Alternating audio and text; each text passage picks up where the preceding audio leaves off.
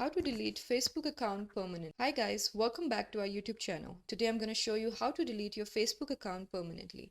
So let's get started. First thing you're going to do is go ahead and log into your Facebook. Once you've logged in, go to the top right corner and click on account right next to the notification bell. After that, you're going to see a drop down menu. Click on settings and privacy. Once inside, click on settings. Once you're inside settings, you can click on your Facebook information. After that, scroll all the way down to the bottom of the menu and click on deactivation and deletion. Once you've entered that, it's going to show you two options, either to deactivate your account or to delete your account permanently. You can go ahead and click on delete account and then continue to account deletion. Once inside, it's going to show you a bunch of different options.